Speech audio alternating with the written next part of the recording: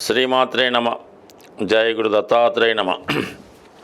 ఈ వీడియోలో మనం ఏప్రిల్ 20వ తారీఖు నుంచి 26వ తారీఖు మధ్యలో జరగబోయే వారఫలాలు వృషభ రాశి వారికి ఏ విధంగా ఉంటాయో తెలుసుకునే ప్రయత్నం చేద్దాం. మరి ఈ రాశి వారికి ఈ వార ప్రారంభంలో 4 గ్రహాలు లాభస్థానంలో ఉండగా ఈ వారం ప్రారంభమైంది. సుమారుగా ఒక్క గ్రహం లాభస్థానంలో ఉంటేనే ఆ వారం అంతా కూడా ఏ కార్యక్రమం చేసినా ఆ గ్రహ ప్రభావంతో మనకి కలిసి రావడం జరుగుతూ ఉంటుంది. సో మరి 4 గ్రహాలు ఉన్నాయంటే ఆ 4 గ్రహాల కారకత్వాల ద్వారా మీకు లాభం చేకూరే అవకాశం ఉంది. పైపెచ్చు లాభస్థానంలో ఉన్నటువంటి ప్రస్తుత గ్రహాలన్నీ కూడా ఒకరికొకరికి మిత్ర గ్రహాలు అయినాయి. సో దానివల్ల ఏంటంటే మీకు ఒక 10% అనుకుంటే 100% ఫలితాన్ని ఇవ్వడానికి ఆ గ్రహాలు సిద్ధంగా ఉంటాయి. మరి ఇవి బాగున్నాయి. కానీ 12వ స్థానంలో రవి గ్రహ సంచారం, ఇది చాలా వరకు మీరు ఆర్థికపరమైనటువంటి ఒత్తిడి ఏర్పడినాక కారణం అవుతూ ఉంటుంది. అంటే ప్రభుత్వానికి చెల్లించవలసినటువంటి పన్నులు, ట్యాక్సులు వగైరా చెల్లించవలసి ఉంటుంది. చతుర్థాధిపతిగా భూములు, స్థిరాస్తులు కొనే ప్రయత్నాలు నెరవేరుతాయి. అయితే గృహ అవసరాలకి, మీ పిల్లల యొక్క చదువుకి, దానికి సంబంధించినటువంటి వస్తువులు కొనడానికి కానీ, పిల్లల ఫీజులు వగైరా వగైరా మొత్తం మీద ఎక్కువ వ్యయం జరుగుతూ ఉంటుంది మరి సంతానం కొరకు. అలాగే మీ కుటుంబంలో ఒకరికి కానీ, మీ పేరెంట్స్కి కానీ సడన్గా ఏదైనా అనారోగ్య సమస్యల కారణంగా వారికి వైద్యుల్ని సంప్రదించడం, వైద్యశాలలో చేర్పించడం, ఇటువంటి ఖర్చులు కూడా ఎక్కువగా ఉండే అవకాశం ఉంది. కాబట్టి మొత్తం మీద రవి 12వ స్థానంలో ఉన్నప్పుడు సడన్గా అనుకోకుండా కొన్ని ఖర్చులు ఏర్పాటు చేస్తూ ఉంటాడు. అలాగే మనం ఒక పని మీద తలపెడితే ఆ పని కాకుండా వేరే పని మీద ధ్యాస పెట్టవలసి ఉంటుంది. అసలు పని మిస్ అయ్యే అవకాశం ఉంటుంది. కాబట్టి ఈ వర్క్ ప్లానింగ్లో మాత్రం ఈ వారం అంతా కూడా జాగ్రత్తగా ప్లాన్ చేసుకోవాలి.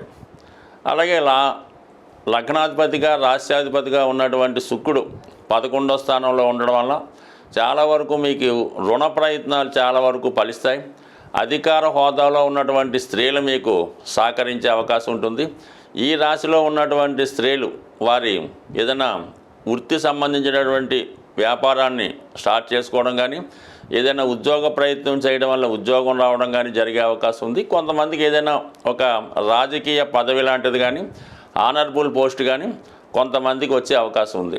అలాగే ఈ రాశిలో ఎక్కువగా సినిమా, టీవీ, మీడియా రంగం వాళ్ళు ఉంటారు. కాబట్టి వారి కొరకు ఏదైనా వాళ్ళు కొత్తగా ఒక అగ్రిమెంట్ చేయాలన్నా, కొత్తగా ఏదైనా సినిమా కానీ, టీవీ సీరియల్ కానీ చేద్దాం అనుకున్నాం, లేదంటే మీకు ఏదైనా కొత్త అవకాశాలు కావాలన్నా ఈ సమయం మీకు అనుకూలంగా ఉంటుంది. కాబట్టి అలాగే గొప్ప డైరెక్టర్లు కానీ, నిర్మాతలు వారి యొక్క దృష్టి మీ మీద పడడం వల్ల మీకు మంచి అవకాశాలు కూడా రావడం జరుగుతూ ఉంటుంది. ఎస్పెషల్లీ విద్యార్థులకి ఉన్నత విద్య అవకాశాలు చాలా బలంగా ఉంటాయి. బుధ, శుక్రులు ఉన్నత విద్యకు కారణం అవుతుంటారు. అటువంటి వారు ఏకాదశంలో మీనరాశిలో ఉండడం వల్ల మీకు ఏదైనా ఒక మెడికల్ ఎంట్రన్స్లో కానీ, ఏదైనా పీజీ ఎంట్రన్స్లో కానీ, ప్రస్తుతం ఉన్నటువంటి ప్రాంతంలో కాకుండా కొద్దిగా దూర ప్రాంతంలో ఉన్న విదేశంలోనూ ఉన్నత విద్యా అవకాశాలు లాంటివి కూడా వచ్చే అవకాశం ఉంది. వీటన్నిటికన్నా ఎక్కువ లాభించేది అంటే శనిగ్రహం.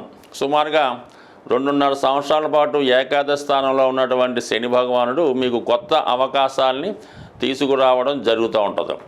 అలాగే మరి వృత్తిలో కొత్తగా ప్రయత్నం చేయొచ్చు, కొత్త ఉద్యోగంలో చేరొచ్చు. ప్రస్తుతం ఉన్నటువంటి ఆదాయానికి అనుగుణంగా వేరే విధంగా మీరు కొత్తగా ఏదైనా ఇండస్ట్రీ కానీ, వ్యాపారాన్ని ప్రారంభించవచ్చు. రాహు కూడా శనిగ్రహంతో కలిసి ఉండడం వల్ల సాధారణంగా మీ ఆలోచనలన్నీ కూడా ఎక్కువగా ఉన్నత స్థాయిలోనే జరుగుతుంటాయి. మీరు ఎక్కువగా ఈ సమయంలో సాఫ్ట్వేర్ రంగంలో కానీ, రైల్వే సంబంధించిన ఉద్యోగాల్లో కానీ, మెడికల్ సంబంధించిన ఉద్యోగాల్లో కానీ ప్రవేశం కోరుకుంటే చాలా వరకు మీ ఆశయం నెరవేరే అవకాశం ఉంది. ఏదన్నా ఇంకా కొద్ది రోజుల పాటే వృషభ రాశిలో ఉన్నటువంటి గురుగ్రహం మీ అదృష్టానికి చాలా సహకరించడం జరుగుతూ ఉంటుంది. సో ఏదైనా మీరు కొత్త ప్రయత్నం అంటూ చేస్తే తొందరగానే చేసుకోవడం మంచిది. గురువు మారిన తర్వాత మళ్ళీ మీకు అంత అదృష్టం ఉండకపోవచ్చు. కాబట్టి ఏదైనా కొత్త ఉద్యోగ ప్రయత్నం కానీ, ఏదైనా కొత్తగా ఆదాయ వనరుల కోసం ఎదుగుతూ ఉంటే తొందరగా ప్రారంభిస్తే తొందరగా మీ ప్రయత్నం పూర్తవుతుంది. ముఖ్యంగా గ్రహాల యొక్క స్థితిని అనుసరించి ఎక్కువగా ఈ శుక్ర, శని, రాహు ఈ గ్రహాలు కలిసినప్పుడు ఇంచుమించుగా అందరికీ కూడా ఆర్థికపరమైనటువంటి టైట్ ఏర్పడుతూ ఉంటుంది. అంటే ఓవరాల్గా ఈ రొటేషన్ తగ్గడం వల్ల ప్రతి ఒక్కరి యొక్క వ్యాపారంలో కొంత తగ్గడం వల్ల మనీ రొటేషన్ తగ్గుతూ ఉంటుంది. ప్రతి వాళ్ళు ఆర్థికపరమైన ఇబ్బందులు పడుతూ ఉంటారు. అలాగే కొద్దిగా అవినీతి కార్యక్రమాలు ఎక్కువగా దేశంలో పెరిగిపోతూ ఉంటాయి. వినకూడని వార్తలు లాంటివి వినడం జరుగుతూ ఉంటుంది. అలాగే కొన్ని స్కాములు లాంటివి కూడా బయటపడటం, అవినీతి కార్యక్రమాలు బయటపడటం ఇటువంటివి జరిగే అవకాశం ఉంది. ముఖ్యంగా స్త్రీల మీద అత్యాచారాలు, అఘాయిత్యాలు పెరిగే అవకాశం ఉంది. వారిని అణగదొక్కాలనే ప్రయత్నంలో కొంత క్రూరంగా కొంతమంది ప్రవర్తించడం కూడా ఈ శుక్రరాహుల కలయికి కారణం అవుతూ ఉంటుంది. బట్ ఏదైనా జాతకులు ఇటువంటి సంఘ దురాచారాల నుంచి బయటపడే విధంగా ప్రతి ఒక్కరు కూడా దీనికి అంటే ఎక్కువగా శివుణ్ణి, సుబ్రహ్మణ్య స్వామిని పూజించుకోవడం వల్ల ఇటువంటివి తగ్గే అవకాశం ఉంది. అలాగే ఈ వారం చివరిలో 26వ తారీఖున వస్తున్నటువంటి మాస శివరాత్రి రోజు శివుడికి అభిషేకం చేసుకోవడం వల్ల చాలా వరకు అనుకూలత ఏర్పడే అవకాశం ఉంది. అలాగే ఎక్కువగా ప్రతి ఒక్కరి యొక్క జీవితం, జాతకాలు బాగుండాలంటే గోవుని సేవించవలసి ఉంటుంది, స్త్రీలని గౌరవించవలసి ఉంటుంది. చిన్నవాళ్ళ దగ్గర నుంచి పెద్దవాళ్ళ వరకు కూడా వారిలో మాతృత్వాన్ని చూడడం వల్ల, స్త్రీని పూజించడం వల్ల జాతకుడు వ్యక్తిగతంగా అభివృద్ధి చెందుతాడు. అతనికి లక్ష్మీయోగం కలుగుతూ ఉంటుంది.